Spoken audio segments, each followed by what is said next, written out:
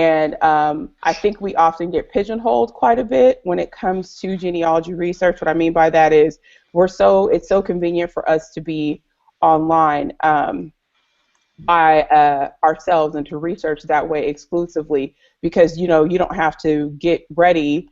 You know, you don't have to buy airfare. You don't have to, you know, you don't have to find a place to stay. You don't have to do all those sorts of things. You can do it fairly easily, and not have to worry about it, not have to be concerned about anything. You know, but when you want to actually grow your files, when you want to actually grow your database, and really get into the meat of what the research is, you have to start going offline. So how long did it take you, True, before you actually went from, unless you started with offline research, because some people have, and then went into online research and then went back into offline research, or like did you start with either one? My process, can you hear me? Yeah, I can hear you totally fine. Okay, I just wasn't sure. My research started actually with oral history from my elders, and then I collected a lot of stories, and then that's when I went online to get as many documents as I could, and then when I would get stumped, finally I just kind of got to a brick wall where I had all these documents, pictures, and stories, and I didn't know what to do with them. So I actually went and did a documentary. And then in the process of me doing that for my family, I actually had to go to the courthouse and do research, because once I got the documents online, there were a lot of things that were missing that needed to come out of there because of the county being so small, and they don't have the funds to get a lot of things at the state archives, and there's just things, records there that are just not going to be online. It's something that you just have to go and do, and I've done that twice. I just went in October, and the first time I went 4 years ago, and I started in '98. So. Okay. For me, I have a similar story. My genealogy actually started with a family friend who, you know, or not even necessarily family friends, one of my first cousins who actually went and did a lot of the research when, you know, there weren't any online records. And so with him doing so, you know, I thought he had found everything because, you know, usually when you're doing genealogy research, there's always this whole idea that somebody has already done it. You know, oh, they're done. You know, the whole idea of we're finished with that. Like we don't ever have to, you know, there's nothing that we have to we have to find for our family because it's all found. And we all know that that's never true, right? No, and my family was the same way. They had the names and the dates, but they didn't have the meat to the bones. And that's where I came in at. Exactly. And so the thing that I've noticed is that you know, once I started, and I really started in the online world about 10 years ago, and it got to the place for me where I had to make a decision. How could I be the family historian, and how could I be the person who's the gatekeeper of all of our family information? And I've never once visited where our family was from. That's how I felt, yes. Yeah, it makes absolutely no sense. So, you know, how can I claim to do these things, but I've never actually touched the soil or the ground where our family is from, and I've never actually touched the documents. And so for me, that was what pushed me into doing offline research. It really wasn't because I had someone there to tell me, go ahead, and make that jump. And throughout the years, you know, that followed, I did end up partnering, you know, joining a genealogy society, and someone, you know, having someone there, you know, give me the goods and say, hey, you should go. But it was after I had already gone. And so for me, my motivation was more about not being a hypocrite, I guess. But after I started going, it started making more sense. So what I'm going to do is I have a few slides. I'm only going to share these. I really don't want to actually share slides, but I felt like there still needed to be some sort of dialogue about this, because when I go to the courthouse, people that know me and have done research with me, they will tell you I am very, very organized, to the point. We aren't turning around in circles for hours. We know exactly why we're there. why we're Yes. there and what's going on. So I'll go ahead and share my screen with you. Okay. We won't be here very long. Um, let's see. Just All right. continue what you're doing because we can always do follow-ups to what you initiated. I think this is a good thing. Absolutely. And and if I need to do it again, I'll do it again because I feel this is just really, it's just really important. It's a lot of Um, information to put into a time frame, so there's more to go on. yes. Yeah. Oh, you already know, girl. You already Yes. know. So, okay. So here we go. All right. So why am I qualified to give this presentation? I figure people probably have that question, right? I don't want to assume that they don't. Me and Yes. True know each other online, and you might just be like, how in the world um, does she manage to come in and start commenting on everything that I comment on, right? You're like, how Yes. do you probably like just like I figured, how do you know stuff? You probably figured, how did I know stuff? And the reason Yeah. why is because I've been doing this for 15 years. And Mhm. I really did not get involved in the Facebook world of doing genealogy research or just, partnering with that community really until probably about, I would say 3 or 4 months ago was when I really started getting involved. But I sit on Yeah. boards for genealogy societies, a number of them. In fact, I'm on the board of the African American Genealogical Society of Northern California. I'm on the board of the California Genealogical Society. I do a lot. I'm a jack of all trades. I won't say master of none. I do feel like I am some sort of a master of some things, but all of my experience comes from researching my maternal branch of my family, and it's honed my skills, and so that's one of the reasons why I feel like you can't. There's no microwave for this ever. No, no, it's not. So just to touch on what offline resources are, because I had people ask what that was, and offline resources. Number one, your number one offline resource is your family. Yes, you have to start with them. You have to. You It's have to. it's Yeah. yeah. There's no other way to do this. That means going to visit family members at their homes. That means planning Mhm. trips. That means when you guys get together for reunions, you're taking the opportunity to engage those seniors who are part of your family and asking them questions about what they know about the history or what they Mhm. don't know about the history. Those are your number one resources when it comes to researching offline, meaning not in the not internet environment, meaning that you don't need an internet connection to access them. You use your telephone, you text, Mhm. you Mhm. write them. You go back to those old things. Number two, and this is not in order of importance, but and just to me, I felt like it was a good order. Is a parish or county courthouse. Mhm.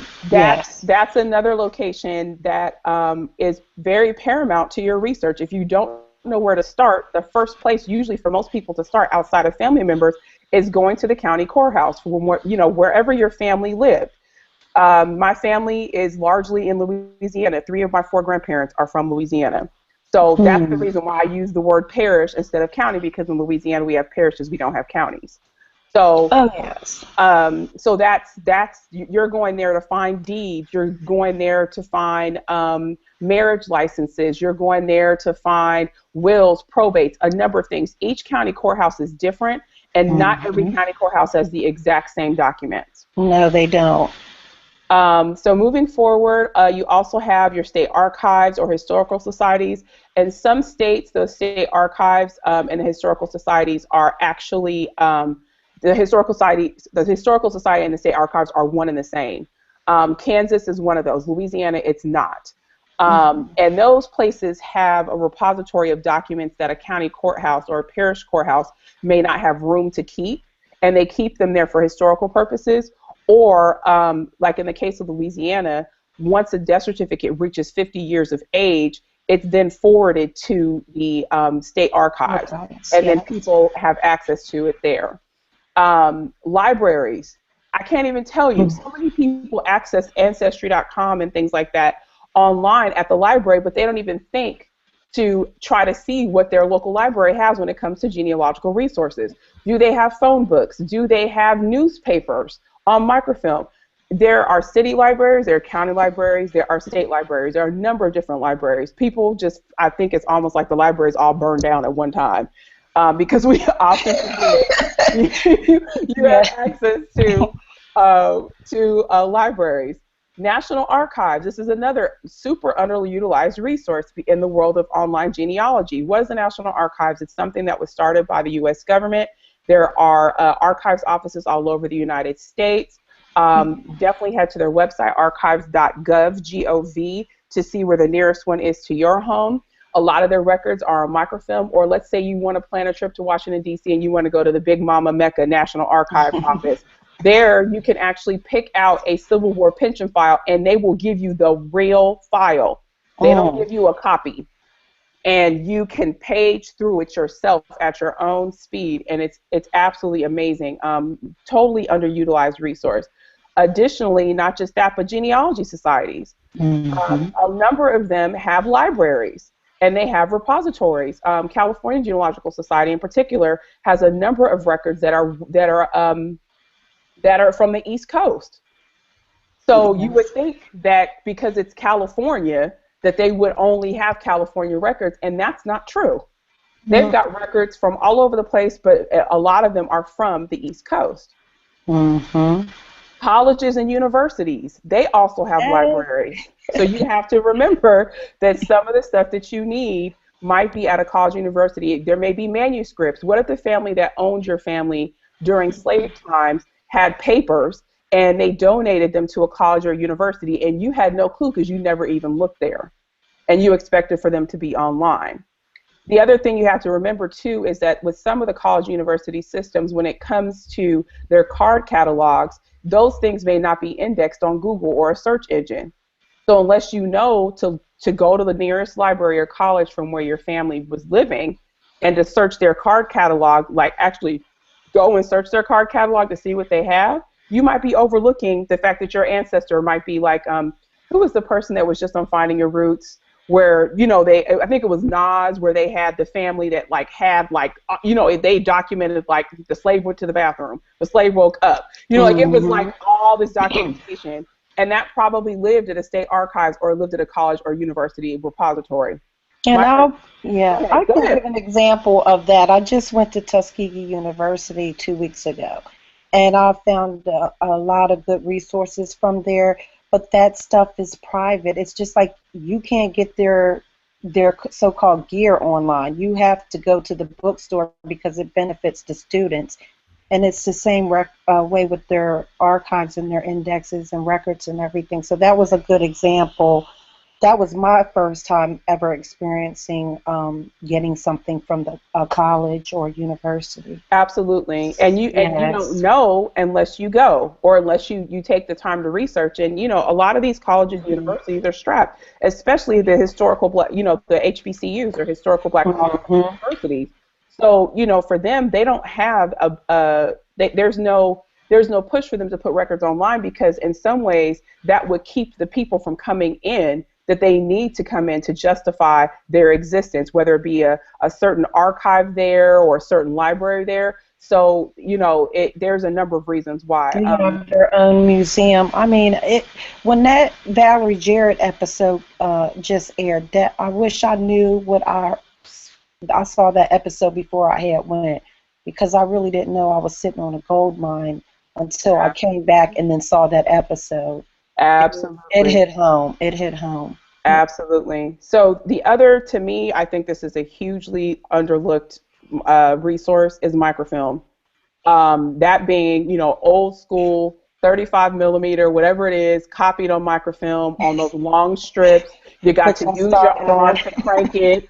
Oh Lord, it's a little fuzzy. I can't read it. I never use a number of different things, or ways to try to read stuff that's super hard. Then you're like, okay, this is the last roll. There's no other copies, and it looks like somebody used it for toilet paper.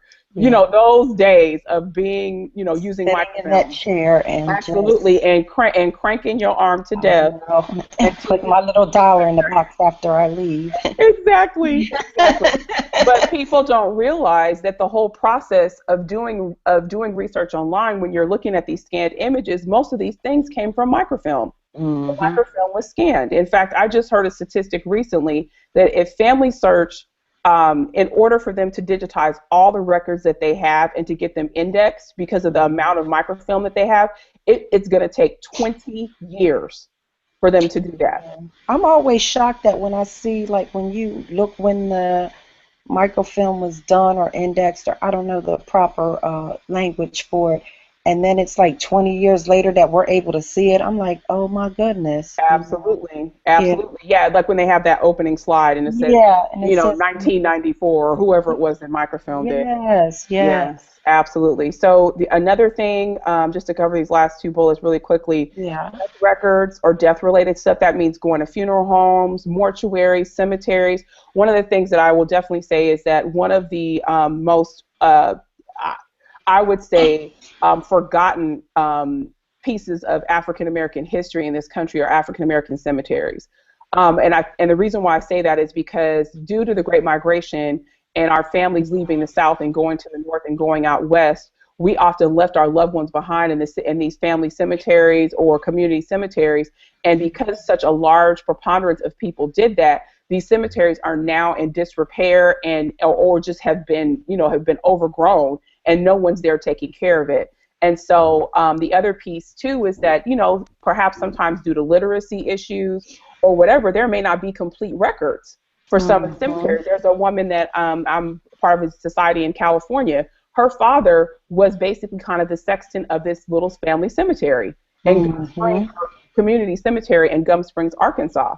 And whenever someone died, they would come to their house and they would come and get her dad. And he would literally walk the cemetery and tell Mm-hmm. them where to bury people.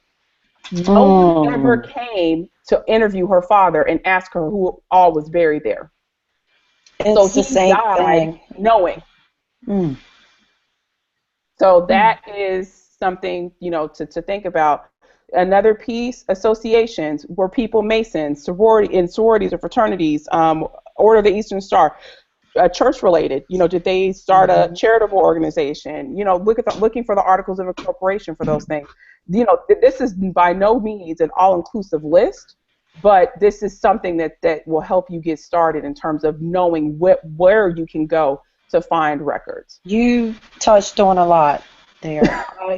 I think I've done everything except for physically actually be at NARA, but I do utilize their records, especially for my military family members, being that it's Veterans Day. So I do know how to do the online, but that's like on my bucket list to actually go there on site and do research. But Oh yeah, NARA is. I mean, I was blessed with an amazing job where I got to travel to Washington D.C. probably 3 or 4 times a year.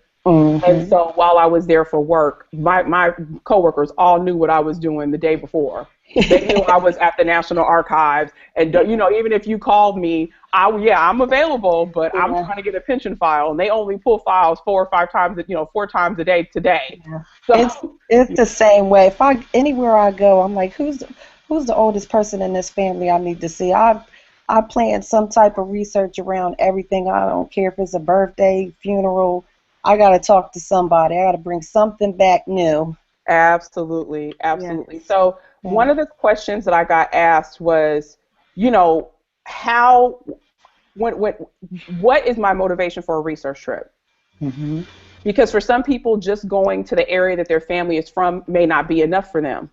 They want more. So, one of the things that one of the reasons why you want to do offline research in addition to your online research is you want to provide legitimacy to your research efforts. What I mean by that is you want to establish a standard. You don't want it to just be this little willy-nilly thing that you just took and it can't be taken seriously, or that you decided to do, it can't be taken seriously. What do hmm I mean by that?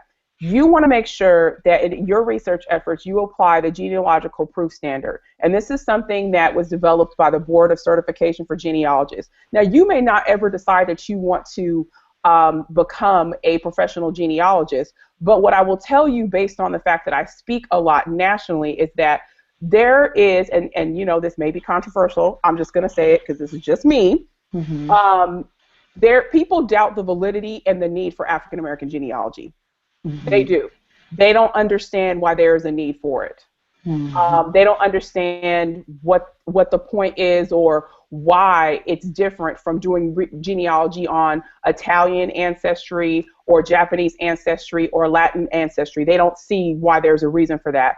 And because that exists, to me, that makes it even harder for us to prove that there is a reason why we should. And when you apply standards that people are using universally to justify your research and what you have presented, you kind of dispel the naysayers.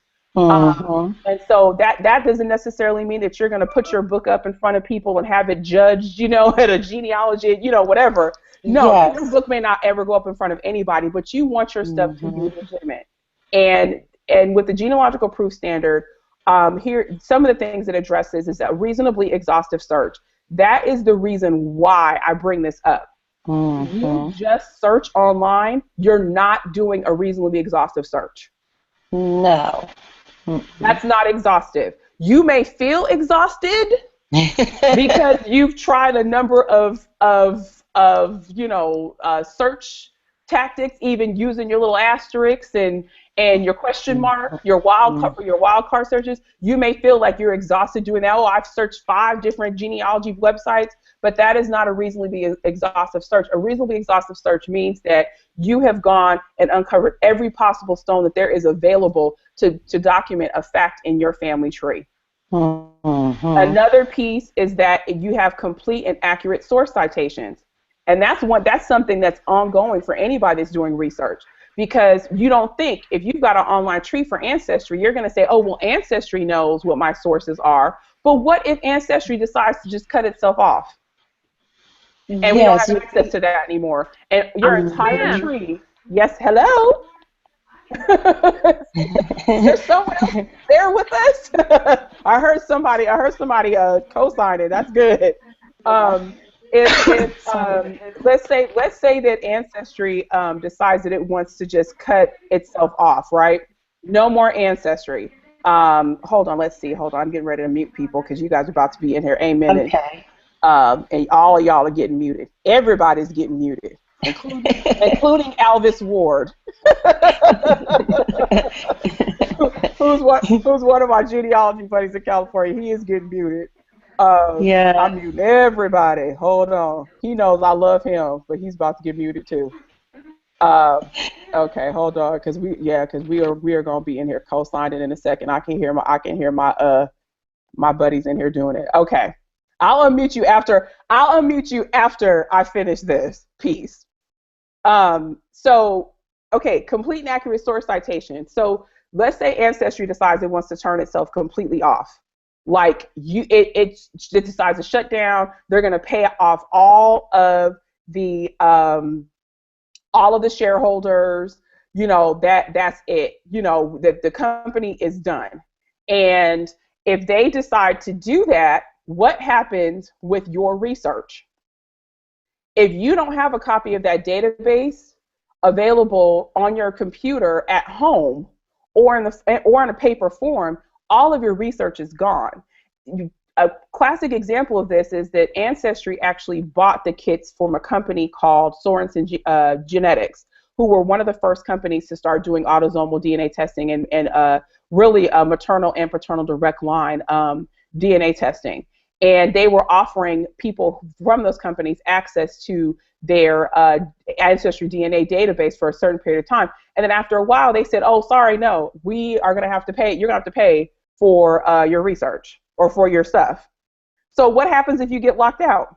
You need to make sure that you have your source citations together. That means the repository, who created the documents, where did they originated from, what's the quality of it? Is it an index that somebody else indexed? Because a lot of the stuff that's online that is indexed, another person has gone and done the indexing.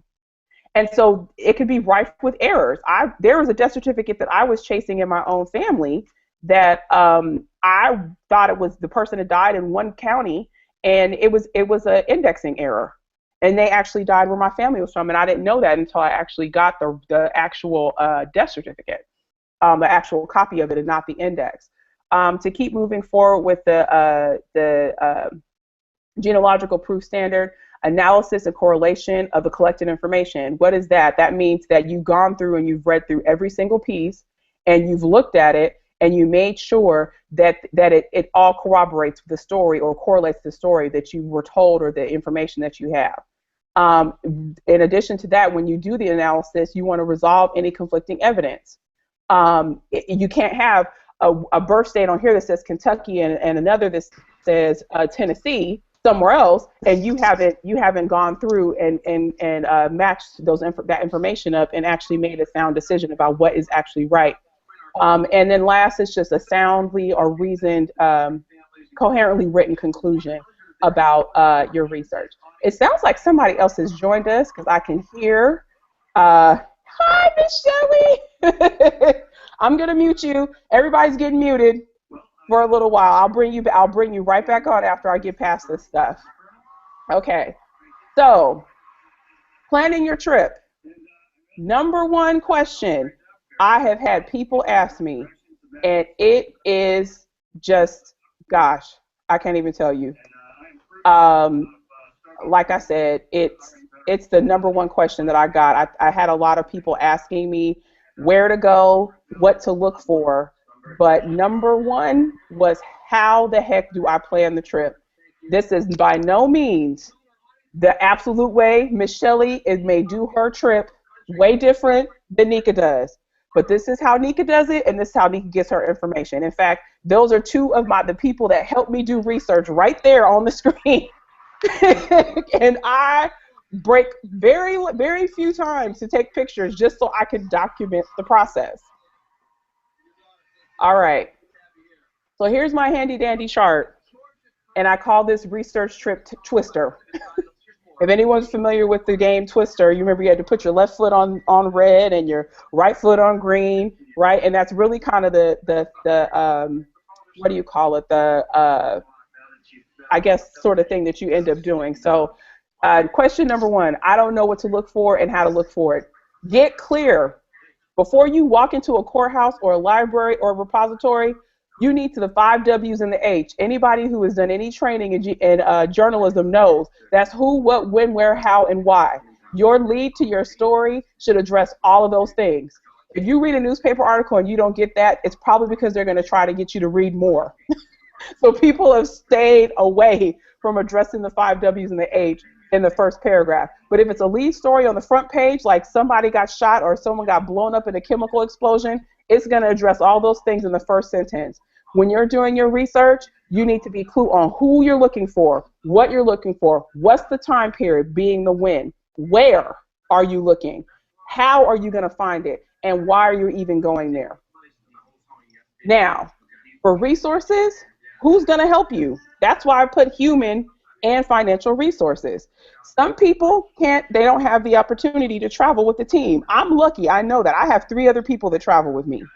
You might be by yourself. So you need to be realistic about what you can find in a certain amount of time that you have. People will plan a research trip, and I've seen this.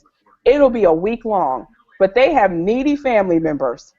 And everybody wants to see little Miss Shelley and little Miss True while they are down in Podunk, Georgia.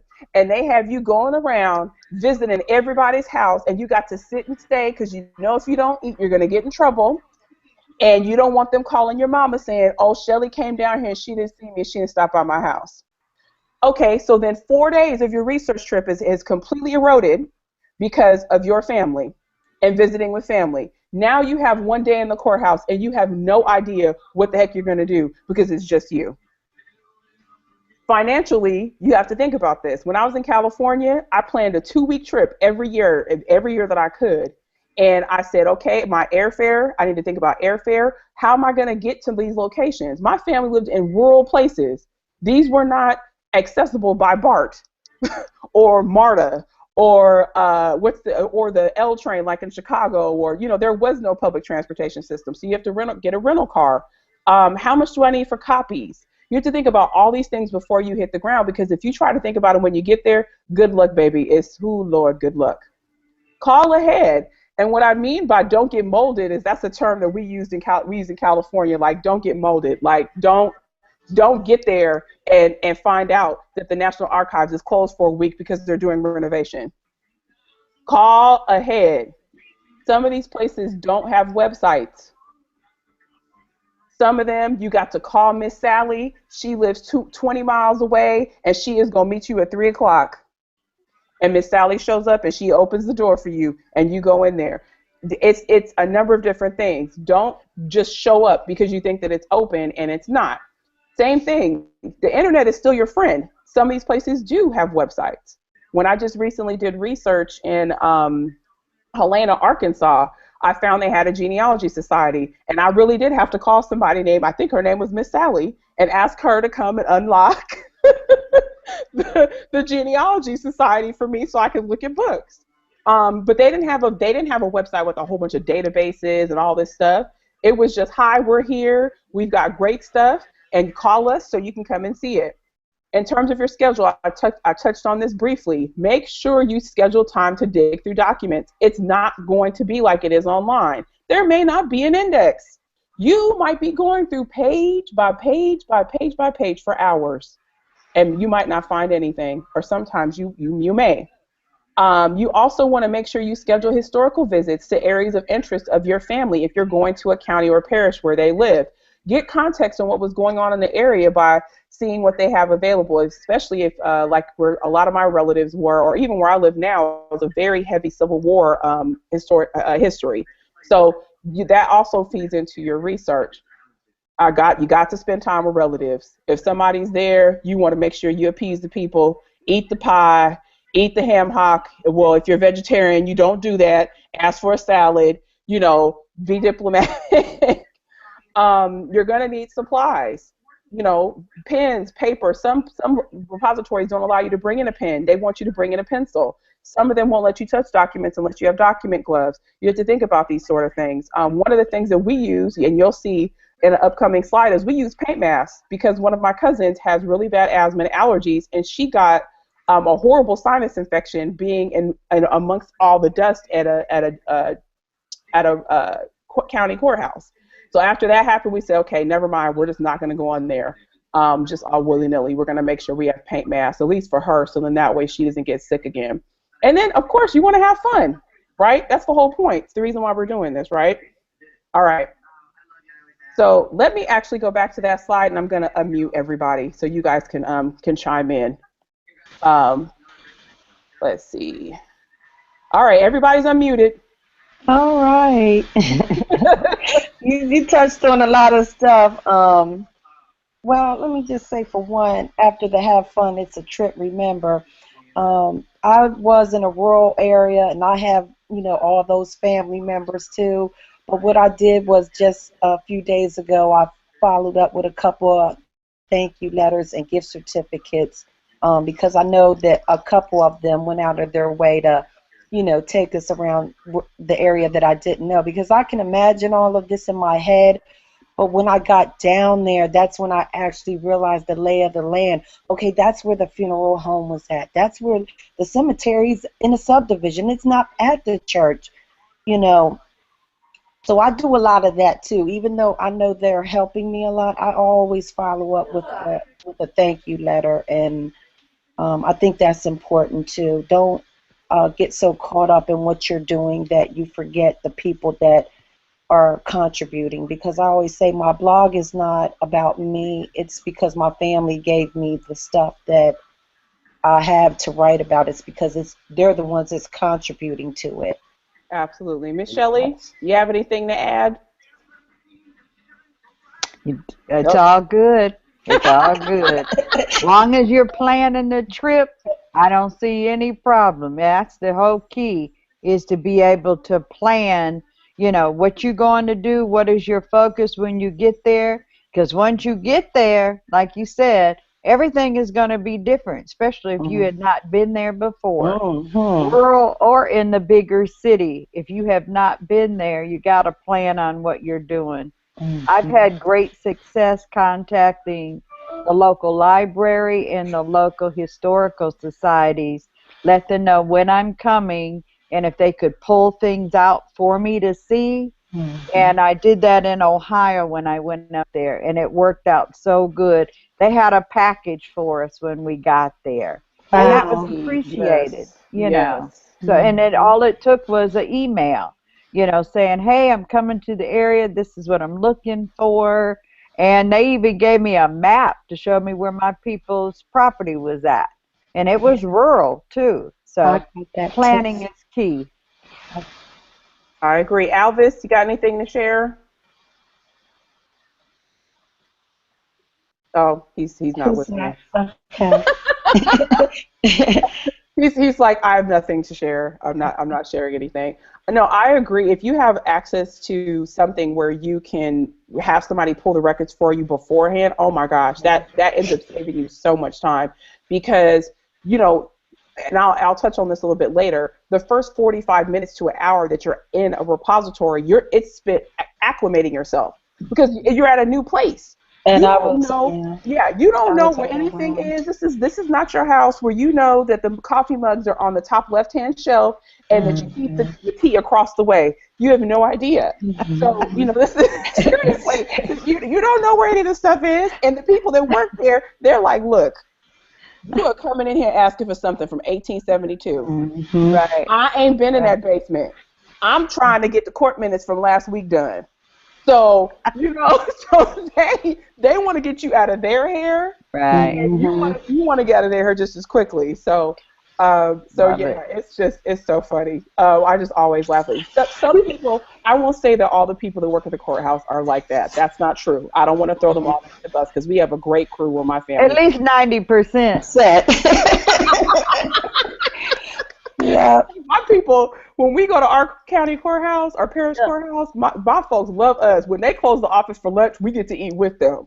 They Yeah. treat us good. So, you know, I can't say that everybody's, you know, courthouse is like that, but ours is stinking amazing. I love those people. Shout out to Yeah. Miss B. That is my girl. Canetta in Nashville, they look for her to come because she brings fresh baked cookies or muffins or something all the time and puts them up there for the staff. And they Yeah. just love her. And so they have stuff waiting for her and just leave her alone, or they're pulling stuff for her. But she always brings them a treat. They know when she is there because there's fresh cookies, apples. She said, I treat them well. She said, because when I first started digging at the archives, I knew nothing. And those women Yeah. have Yeah. helped her. So she just always takes them something, you They know. put a face to your name now when Yeah. they see you always inquiring because it's the Hmm. same way in my county too. They're like, "Oh, Miss True's here," Yeah. because they know I'm going to be faxing or writing, and yeah, you Mm-hmm. have to pay it forward to them because I know in the beginning when I started, they were like not wanting to be bothered with me. Yeah. Yeah, No, I don't but even. after experience, you learn these things like that. Yeah. Absolutely. All right. So I got another couple things to talk about before we're just going to go all willy nilly head first. So Mhm. be deliberate. That I cannot stress that any more than I can just say that being deliberate is being intentional with your research. People think I'm crazy, but let me tell you, it has saved me a lot of heartache and a lot of time by creating a research guide before I even hit the ground. What I mean by that is you're going to address certain things such as the local, you want to address the address and the phone number of where you're going. In addition to knowing the address for where you're going and the phone number, you also want stuff such as what their website, hours of operation for every single place you're going, and that can be in one column of your research guide. Then the next column is why in the world are we going there? Because I have to remind myself, why in the world am I going to Jefferson County, Arkansas? What's the point? It helps you connect back to the whole reason why you're doing the offline research when you have the why there on paper along with the location. And it keeps you on track because what will end up happening is, and it's inevitable, you'll get there, you will have called beforehand, the people will tell you, oh yeah, baby, we got that, blah, blah, blah. And then because somebody is so excited that you actually went out of your way to come and do research there, they're going to bring you this book that nobody has seen in the last 372 years. And you are like, really? Oh my gosh. And it's a book that there's a slim possibility that your family might be in, but because nobody else has touched it for 375 years, you spend 3 hours going through this book, and that was not what you paid $300 airfare for to go and look for in wherever you are, in Jefferson County, Arkansas, so to speak. I have family in Pine Bluff, so that's why I'm just bringing that up. So when you create this guide and you have the why, you've got the address, you've got the schedule of days, you know, I include which day we're going to which locations, along with the phone numbers, websites, hours of operations, what I'm going to research there, why, a checklist of what documents and repositories or record sets I'm going to look at, a field for notes, who is going to look up what if you've got a team, because you don't want two people going to look at the same thing. That's a waste of time and resources, right? So, you know, so I'm super, super, super deliberate with that. Another thing that we do is we have forms we use. So we're not all coming in with a blank, you know, single ruled notebook and writing down the information. The reason why is because sometimes you overlook things. Because even though we have forms, let's say we're transcribing marriages, you might forget to put the book in the page. But if I already have gone through the index, one person's already gone through the index and has written down the book and the page for all of the marriages you guys are looking up, you can go back and cross-reference that and say, oh, okay, we forgot to note that on the form. And the template forms that I use are actually from Family Tree Magazine. They're amazing. They're available for free on their website. They have like a deed index from the buyer to the seller and the seller to the buyer. They've got just a regular note-taking form. Those are great, and they come in PDFs or even in Word document style, and we just make 1 million copies of those. In fact, I still have them from old research trips, and even if I'm at home looking at Family Search microfilm, I'm extracting information on those forms so that I have it written.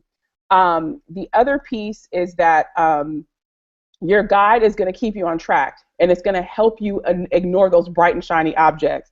And what I mean by that is that 375-year-old book that nobody has unearthed, that is not what you looked for or was not your point to go and visit. You're going to verify the birth date of your third great grandfather.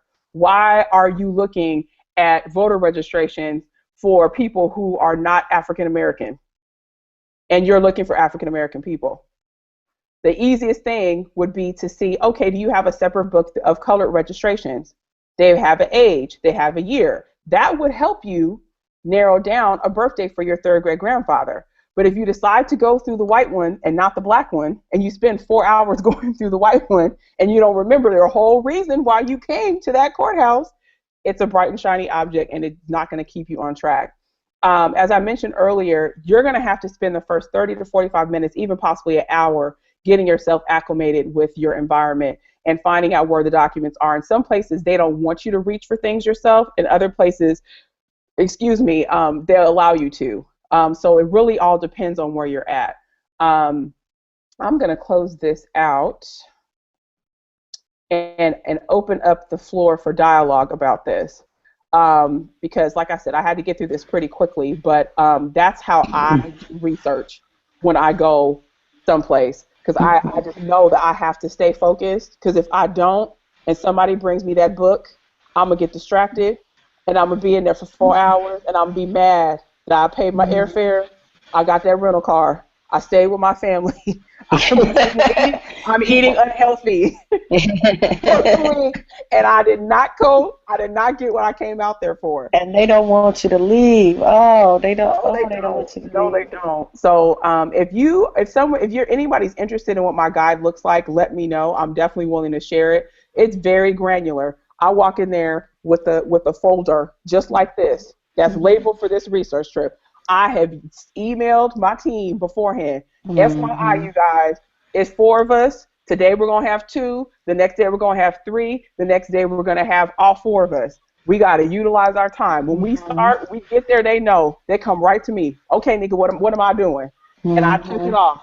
Jean has got this. That's Jean with the J. Jean with the G has got this. Rachel has got this. And that's how, seriously, and going to do research trips since 2006, this is just death certificates. Mm. Mm. Another thing, Nika, I never try to analyze anything wherever I get it from. I wait till I get home. I stay focused on gathering, and then we go back through it when we get home, because I'll never get it done. And I stay focused on whoever I came there, have a little checklist. If I see other things that are there and say, oh my, oh look, I start writing it down, take a picture of it so I can go back to it. Because that trip was designated, just like you said, with that folder, with these things that I am looking for at this place. Because you get there and you can never get done what the intent was to get done when you were headed there. So I always take one family at a time and try to focus. And I think it helps me, because you get so excited that you're in something. And Lord, then when you find something, you lose it. You know, you forget to go right back on it. So again, I don't try to analyze it.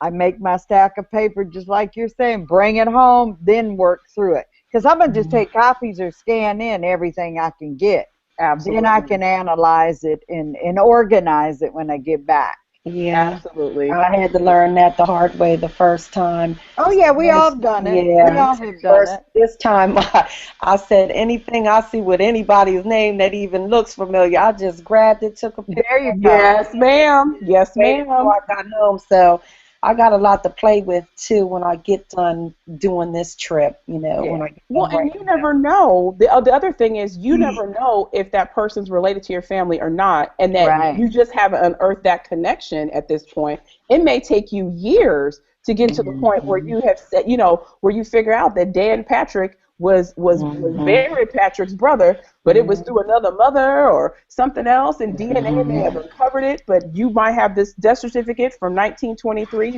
that doesn't have any parents' names, and then you learn through DNA. So there are a number of things. I could totally agree with everything you guys are saying. Yeah. I have that little miscellaneous folder. Well, it's my the catch-all. Yeah. You're like, here's the pile for the catch-all sitting right next to me on the sofa. That's the catch-all. Y'all see it, right? Yeah, I got one too, but it's too embarrassing. Well, I didn't embarrass. I know. I'm not either. But I do got one of those too. Oh my goodness. Oh yeah. Oh yeah. No, I totally have a catch-all, and one of the ways that I do that is through, especially when you're going through deeds or marriages where you've got like that index. Family Tree, like I said, Family Tree magazine has amazing forms that we use for our research trip. Oh, yeah. And when I'm going through that index and I'm looking at, if I bother to go to that page, it makes no sense for me to say, oh, I'm only going with the people I know. No. There may be marriages in there that I have no idea who the people are, and I haven't made the connection yet. So you'll see my little index page, and it'll have all the names I'll go through.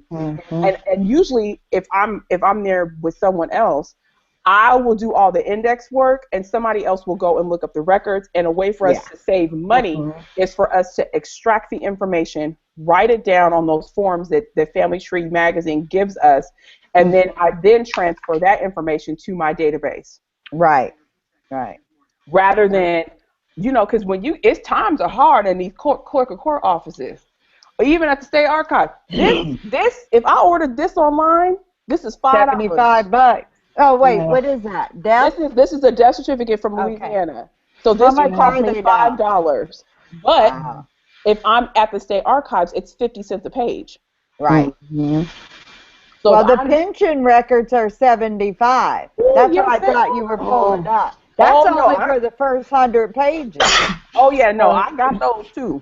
So that's why I gotta work on mine. Paying the $65 for fold 3, and I can get at least the first 25, which might be enough.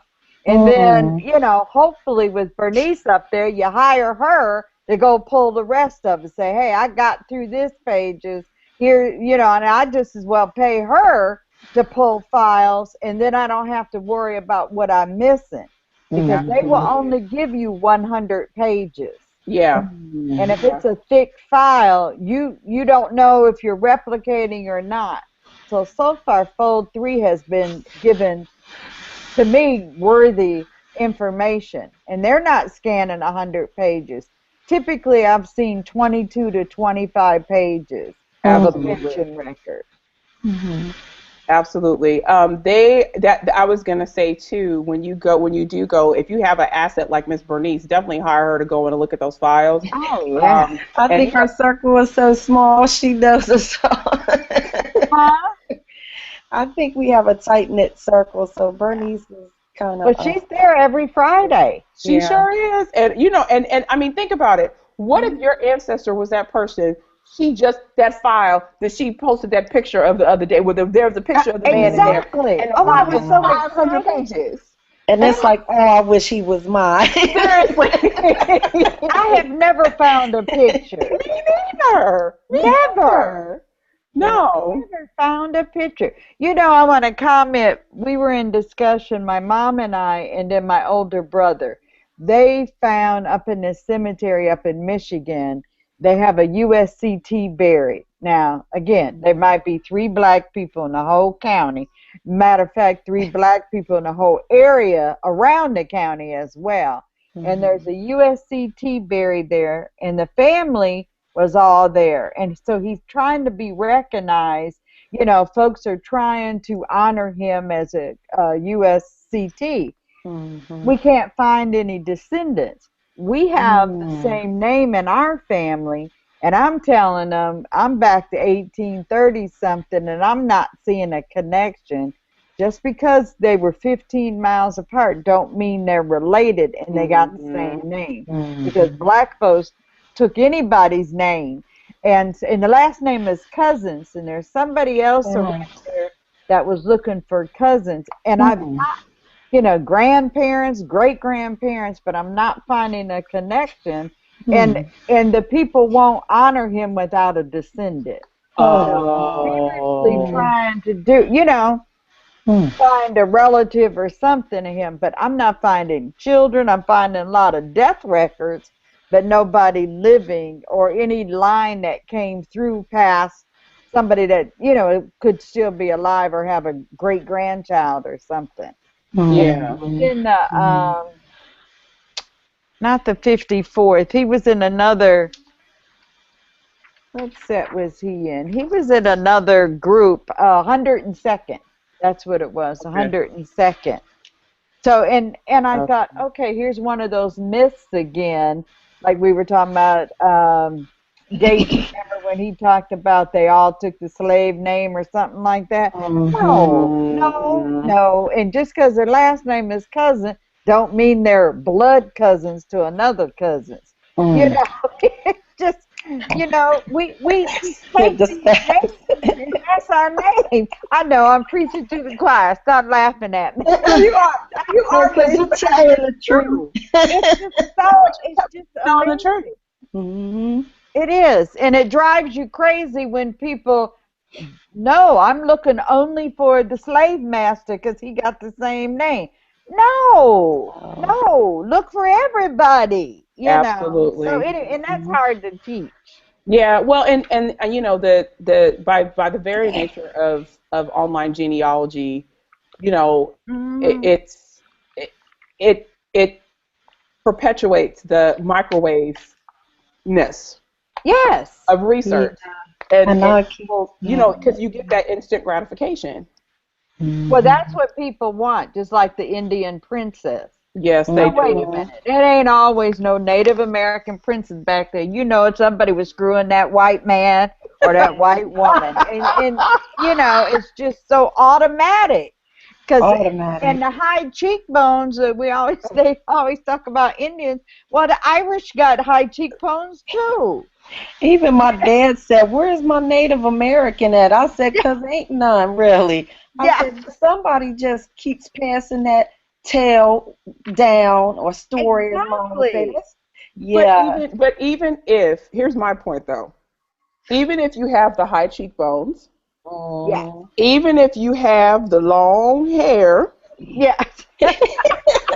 even if you have family members with dolls, enrollment cards.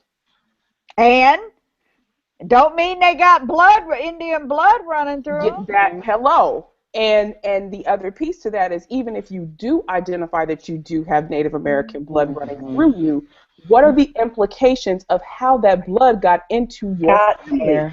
Gotta look for Mr. White Man. I'm sorry. Hello. And he's probably one of our ancestors too. That's my point. Is I think people a lot of times they want to corroborate this story, but they don't realize the entire just implications of what that means. Yes. You know, because it's cute to say, well, I've got Indian in my family. That's cute. But then when you find out that your ancestors were on the Trail of Tears and had to carry the baggage of the Native American people that were a part of that whole experience, and then they were still slaves when they got to the Indian Territory, and that they weren't technically freed by the Emancipation Proclamation, and they weren't freed by the 13th Amendment,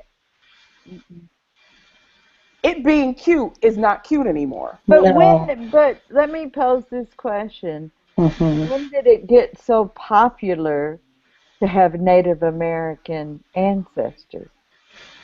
Because it wasn't always that way. I would say that it's that time period where we hadn't moved from being black. We were either Negro or colored still, because if there was a time where it wasn't cool to be of African descent. Oh, like, it still isn't. And it's still exactly.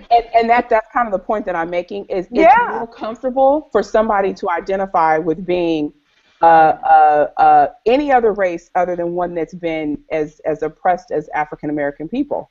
It just I don't understand the hate that's so deep to Africa when it was pretty much one of the richest countries in the world, still is per se, but the hate is unbelievable.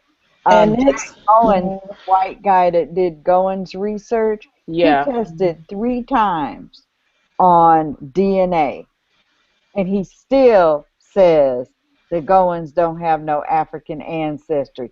All three different companies, 3 different tests, all gave him the same information. There is African blood in the Melungeon people and in the Goins lines. You can't deny that. This man will go to his grave with that, which, that's fine. Because he wants to believe that it's Native American or some Mediterranean thing when it's African.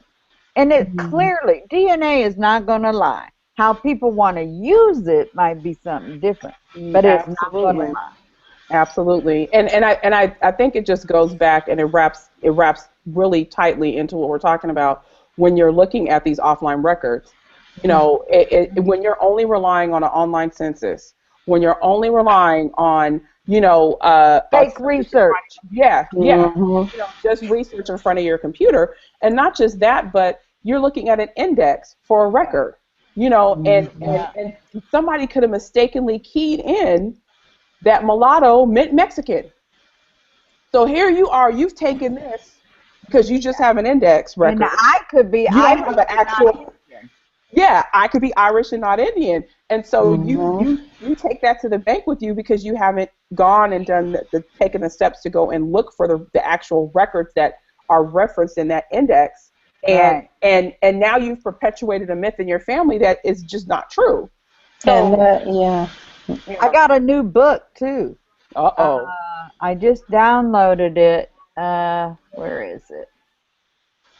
It's When the Irish Became White. Oh yes, I heard about this. I have that one too, right there. You can get it online now as a PDF.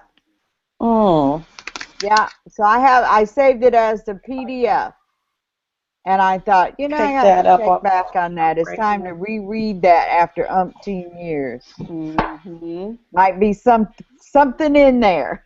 Absolutely. Well, And before we close out, is there anything else you guys feel like we need to add when it comes to offline research? I know I covered a whole bunch of stuff really, really quickly, but I just really wanted to like send a shot out somewhere because I feel like I'm at least 5 or 6, 7 times weekly in the groups that we're in on Facebook. I'm always leading people back to get away from the computer. You're not going to find all of it online. In fact, matter of fact, while you guys chime in, I'm going to find the iceberg picture from the California Genealogical Society so that it illustrates my point.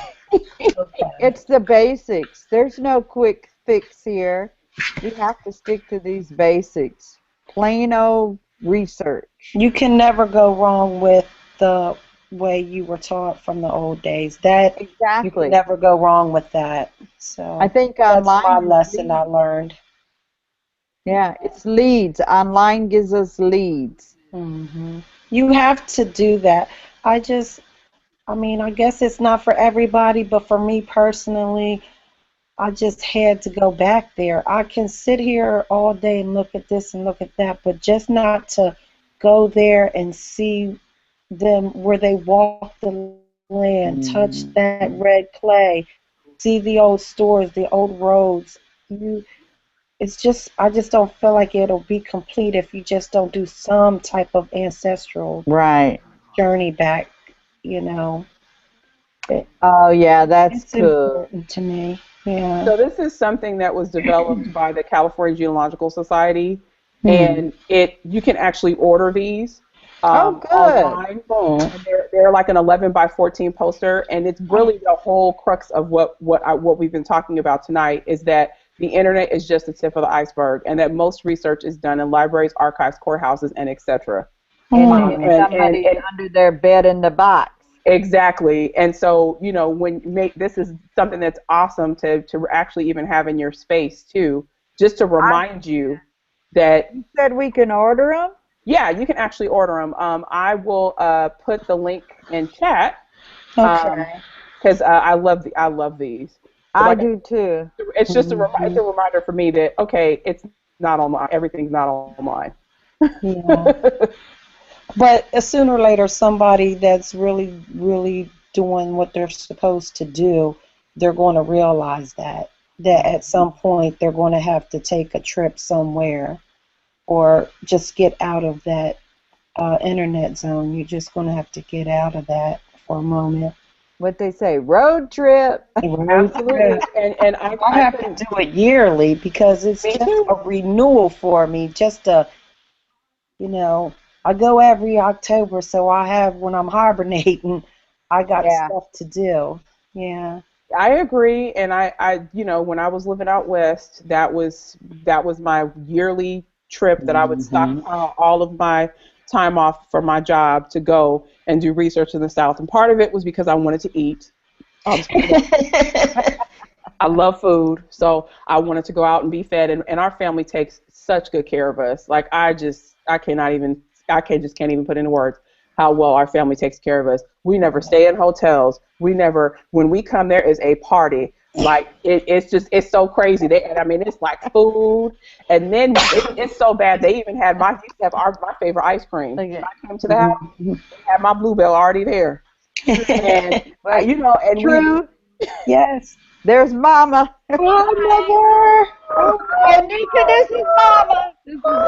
That's true, but that's I love it. I love it. In the bed. I just want to ask her questions like, "Oh, where did you grow up?" And I know. I can't wait to she visit. would tell you too. Oh, you know what? Speaking of offline resources, I talked about family members being an offline resource. One of the things that I just did recently was I actually sat down and interviewed my father-in-law about his life.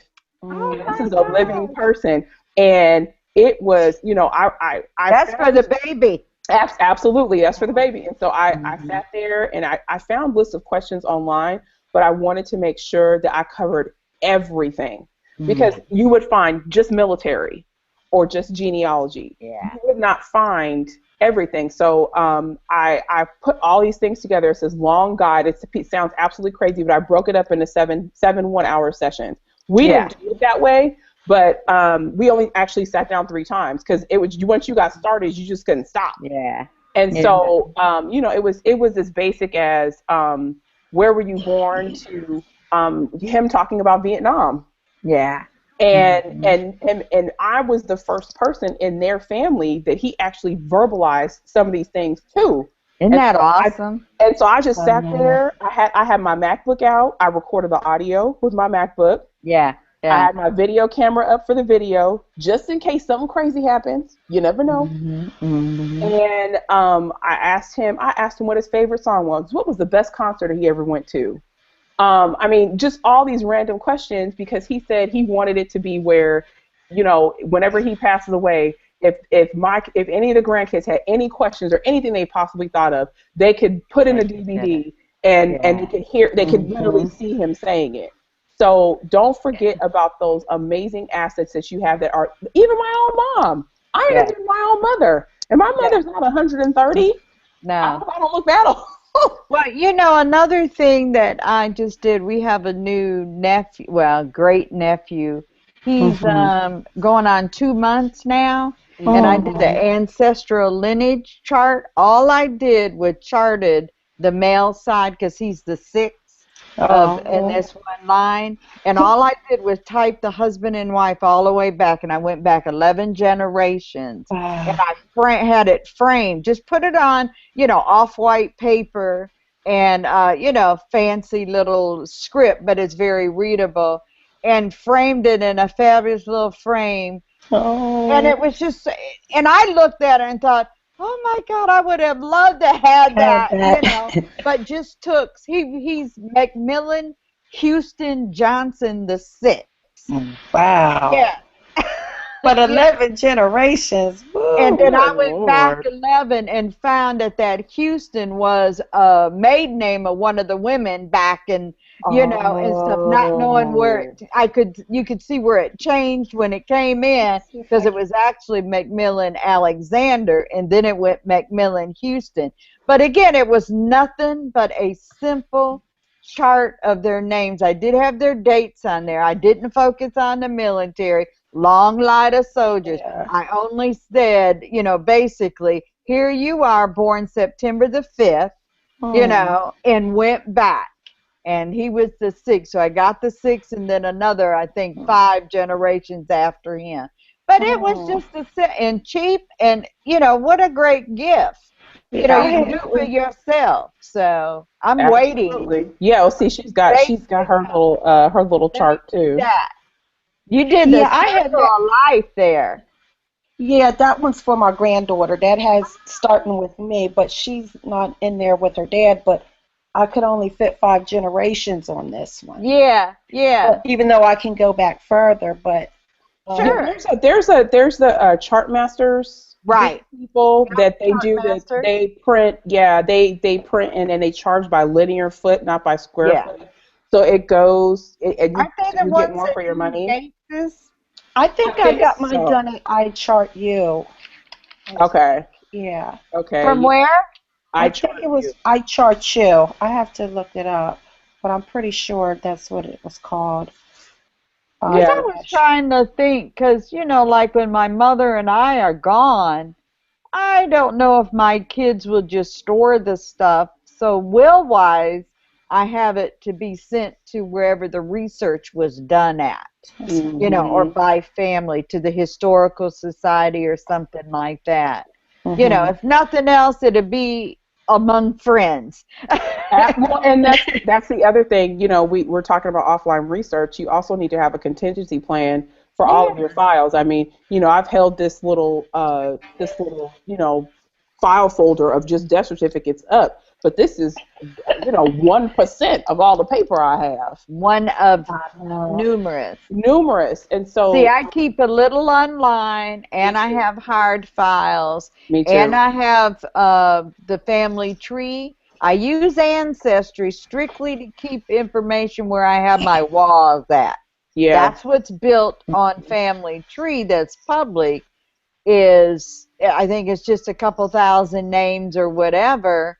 But it's where the walls are. Absolutely. You know, and then I have my Mac family tree as I'm building, you know, which is more accurate. Yeah. and things like that. So there's plenty of back. I've got 2 filing cabinets in my dining room. There's what, 1, 2, 3, 4, 5 And I thought I was bookcases. going to try to There's narrow one of boxes my in the garage I have not even opened. Hey, Angela Watt and Raji. Hey, Hey, she's Angela. joining us. Hey, where y'all come from? Where y'all been? Look, I posted the link. I was waiting for you guys to come in. We have been having an awesome conversation. I mean, we have been How here are you, Miss Linda? cutting I'm completely good. up. Good. Good, good, good. Miss Nika, Yes. I still got to track them Sewells back. Oh Lord, the way you say it, you sound just like my mother.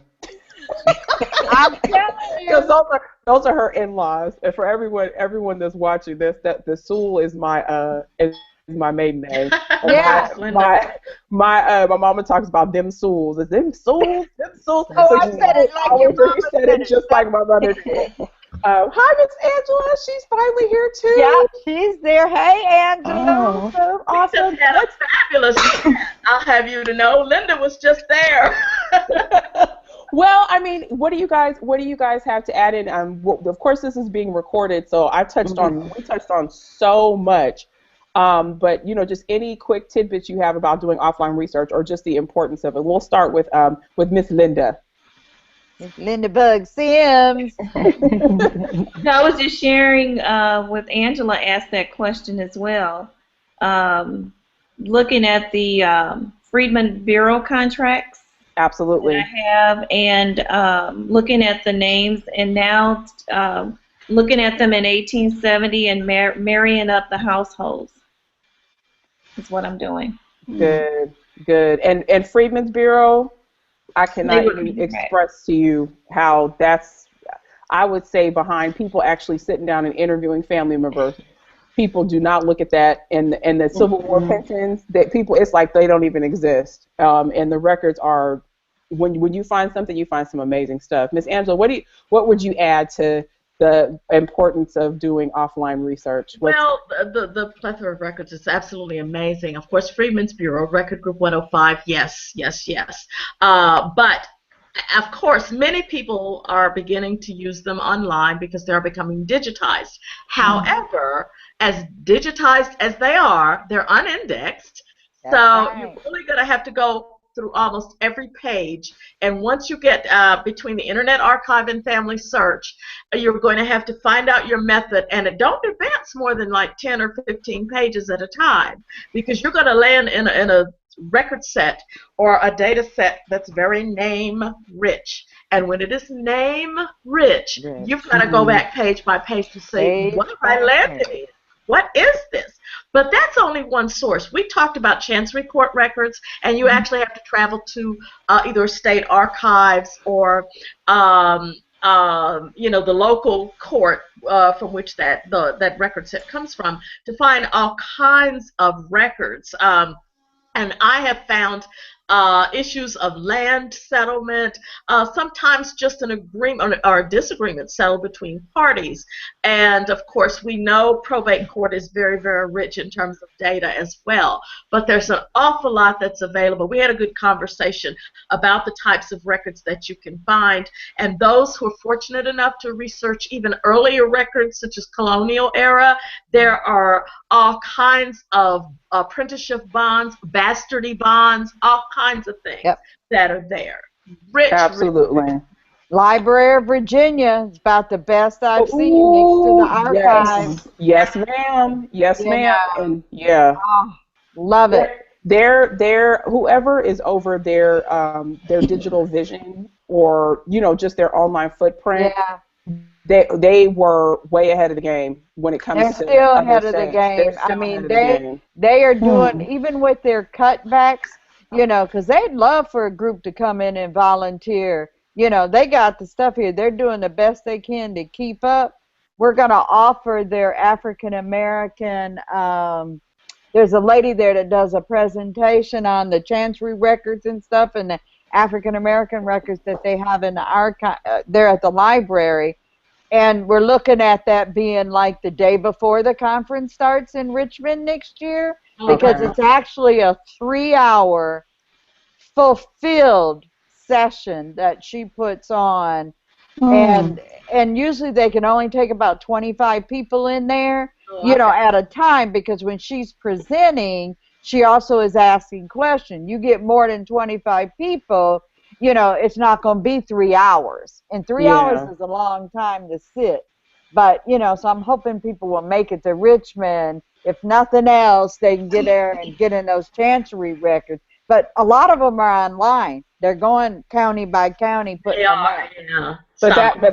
that's I got to stand up for the people in the deep south, for the folks who got sold down deep south. Hey, Angela's In people. particular, exactly. In particular, Louisiana, Yeah. I had to Mississippi. shout at Alabama, Georgia. Mississippi. How we don't have anything barely online. It's like oh, trying Right. to pull teeth, and then you got Virginia, and you just kind of want to send the people from Virginia to Louisiana and have them kind of get in there and shake the people and tell them, Jesus, put something online. I want to have them do that, but Angela always telling me about her relatives with Kizzy when Kizzy was on that wagon being sold, and waving she flag. hollering, "Mama, Mama!" On the wagon with Kizzy waving at the people as they disappear into the distance. absolutely.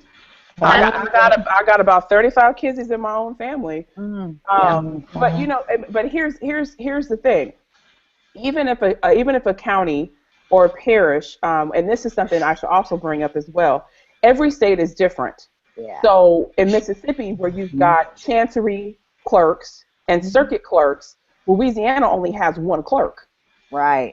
So you don't have to go to two different offices. You wouldn't know that though unless you called ahead. That's why one of the points that I touched on earlier is, you have to call ahead and know. I know a researcher right now. She's been doing research for so many years, but for some reason, 2 years in a row, she never thought to look up the National Archives website or call the National Archives to see if they were going to be open when she went to Washington D.C.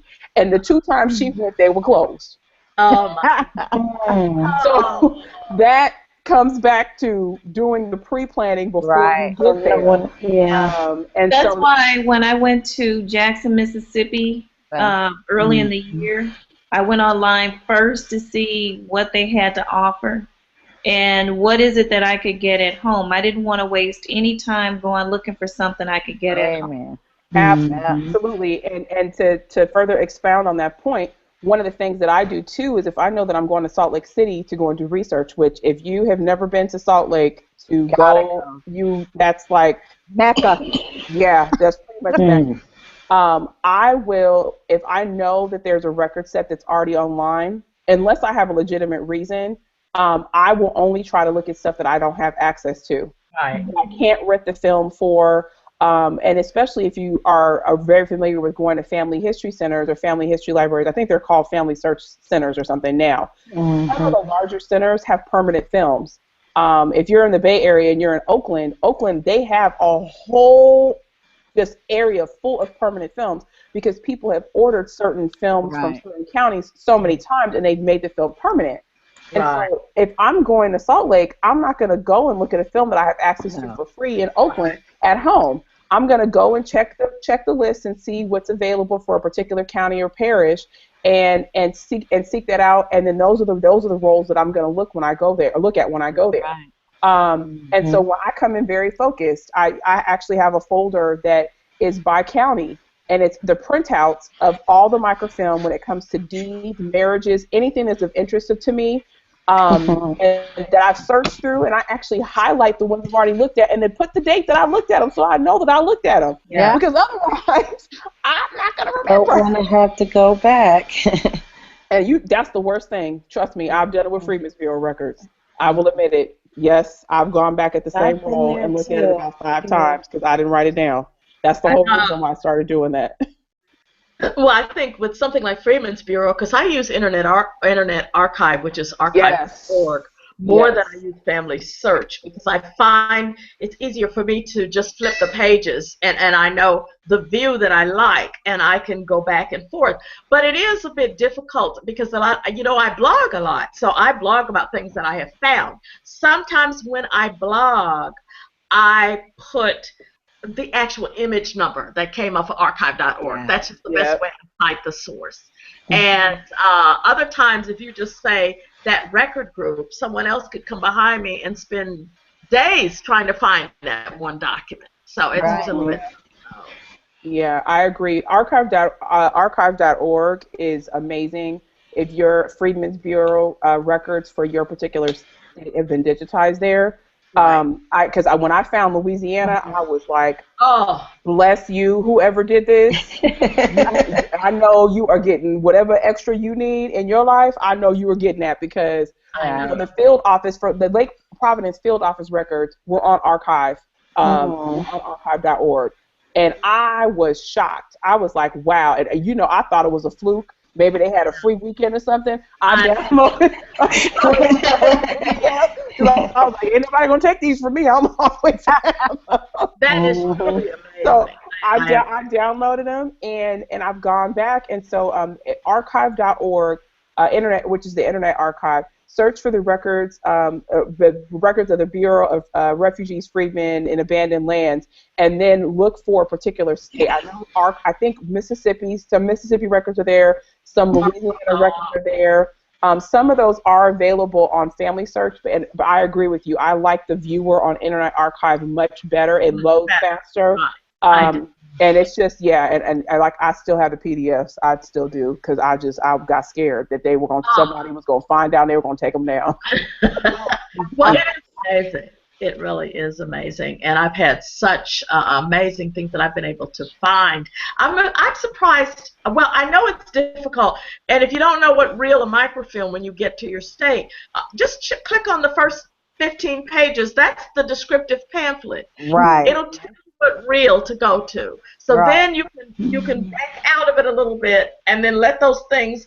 It's one of these moving thumbnails, and when you see it, you'll say, "Oh, that's reel 8. That's what I need," and you know which one to click on. But once you get it, oh my goodness, it's marvelous. It's fantastic. So. Absolutely, absolutely. Well, I'm glad you guys were able to join us. I appreciate you doing it, because it just keeps reinforcing and encourages me, and I'm getting all this knowledge from all you seasoned researchers. So I caught that. I'm with you, senior. Look, I'm about to say, I ain't no senior. I am proud of it. You're with